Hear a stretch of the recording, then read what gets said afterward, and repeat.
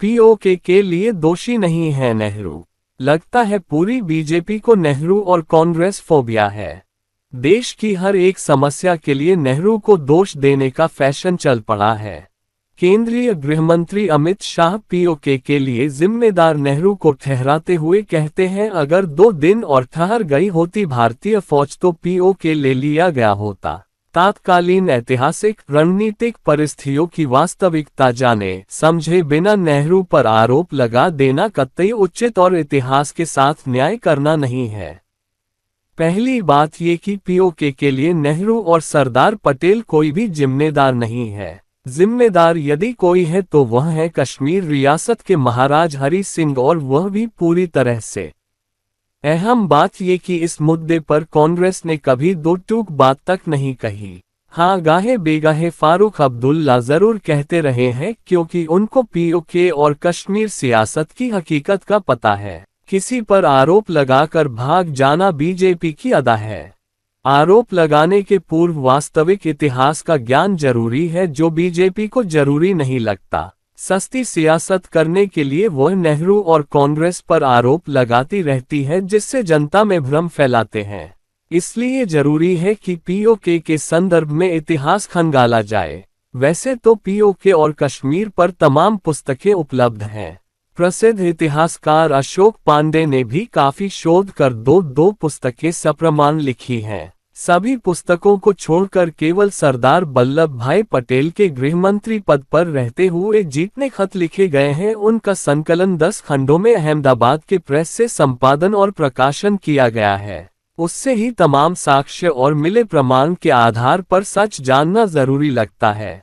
PoK में ही गिलागित वाल्टक जैसे स्थान आज भी हैं। सबसे पहले पीओके बना कैसे, इसकी पड़ताल करते हैं।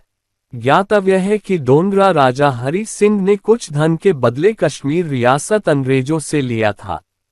उसके अधीन कश्मीर घाटी, पीओके, लेह, लद्दाख और जम्मू भी थे।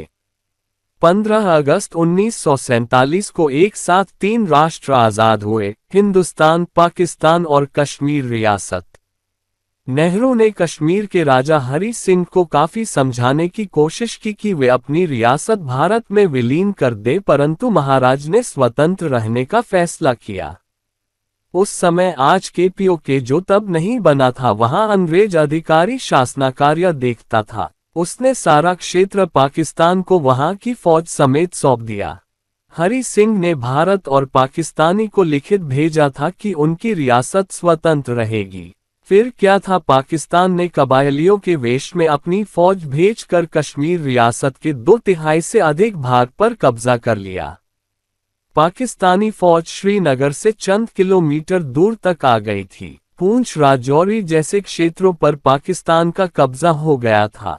हरि सिंह श्रीनगर छोड़कर जम्मू में आकर सुरक्षित स्थान पर रहने लगे।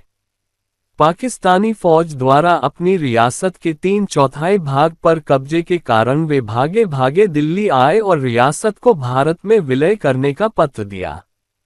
उसमें भी केवल प्रतिरक्षा, डाक तार विभाग पर ही भारत का स्वामित्व स्वीकार किया।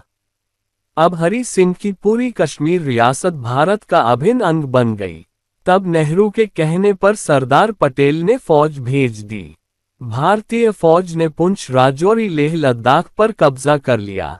भारत की आर्थिक स्थिति तब युद्ध को लंबा खींचने में समर्थ न थी। हमारी फौज के पास पहाड़ी और बर्फीले क्षेत्र में युद्ध लड़ने के लिए तब न सैनिक थे, न कोई अभ्यास ही था। सरदार पटेल जो बीमार होने के कारण आज के उत्तराखंड की राजधानी देहरादून में स्वास्थ्य लाभ करने चले गए थे। पटेल ने लिखा, हम देर तक युद्ध करने की स्थिति में नहीं हैं। नेहरू तो राजा हरि सिंह पर दबाव बना रहे थे, लेकिन राजा की नीति ढुलमुल ही रही, जबकि शेख अब्दुल्ला के नेतृत्व में बनी जनता की सेना चाहती थी कि कश्मीर भारत में शामिल हो। इसके लिए निरंतर संघर्ष करते रहे थे। पाकिस्तानी हमले में पाकिस्तान ने बारामूला तक कब्जा कर लिया था। राजा की सेना उसे रोक पाने में असमर्थ सिद्ध हुई। तब राजा ने भारत से रक्षा की गुहार लगाई, सहयोग देने का अनुरोध किया। नेहरू ने स्पष्ट कहा, जब तक कश्मीर का भारत में विलय नहीं होता हम सहायता कैसे और किस अधिकार से करें। पाकिस्तान ने पुंछ, राजौरी, मुजफ्फराबाद पर भी कब्जा कर लिया था। अगर उसी समय कश्मीर के राजा भारत में विलय करते तो हमारी सेना पहले ही वहां पहुंच जाती और तब पाकिस्तान कब्जा नहीं कर पाता। 15 अगस्त 1947 को विलय हुआ, तब तक बड़ी देर हो चुकी थी। पीओके बनने के लिए खुद राजा ही जिम्मेदार रहे। सरदार पटेल के पत्र संख्या 111 जो 10 खंडों में प्रकाशित है के पेज नंबर 144 पर साफ लिखा देखा जा सकता है। गोपाल स्वामी आयंगर का जवाब लिखा है, मूर्ख हरि सिंह के साथ बात नहीं कर सकता। हमें कोई पावर ही नहीं है। किस आधार पर सेना भेजी जाए? समस्या आपकी है, आक्रमण आप पर हुआ है, समाधान भी केवल आप ही कर सकते हैं, भारत नहीं। हमसे उम्मीद बेमानी है। सवाल है कि अमित शाह कहते हैं यदि सेना 2 दिन और रुक गई होती तो पीओके पर हमारा कब्जा हो गया होता। शाह को याद होगा कारगिल जहां पाकिस्तानी फौज ऊंचाई पर थी, उसका हमला हम पर कराना आसान था, इसलिए हमारे सेना के अफसर और सैनिक भारी मात्रा में मारे गए। यही स्थिति पीओके की थी। बहुत समय तक लड़ने के लिए हमारे पास संसाधन नहीं थे। हमारी सेना बर्फ और पहाड़ी युद्ध के लिए तैयार नहीं की गई थी। पाकिस्तान को लाभ मिलता। तत्कालीन सेना प्रमुख ने कहा था, अगर हम लंबी लड़ाई लड़ते हैं तो हमें लाभ कम हानि ही अधिक होगी। हमारी सेना जब पहुंची पाकिस्तानी सेना ने बिजली की लाइन ही काट दी थी। घोर अंधेरा। शेख अब्दुल्ला की जनता फौज ने टाट जलाकर जगुआर विमान को रास्ता दिखाया था। बाद में उस जनसेना की परेड में नेहरू ने सलामी भी ली थी। दिसंबर में बर्फ गिरने के पहले हमारी सेना ने लेह, लद्दाख, पूंछ, राजौरी को अपने कब्जे में कर ली थी। 9 अगस्त 1947 को राजा ने हमसे डिमांड की थी कि उनके जन्मदिन पर पहले की तरह तोपों की सलामी दी जाए। भारत सरकार ने नहीं माना भी नहीं जा सकता था।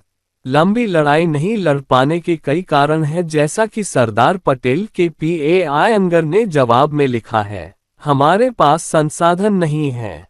हमने अब तक अपने पूर्ण संसाधनों का उपयोग कर तमाम क्षेत्र पाकिस्तानी कब्जे से मुक्त कराए हैं। हमारी सेना नीचे और पाकिस्तानी ऊंचाई पर थी। लड़ाई आत्मघात करने जैसा है।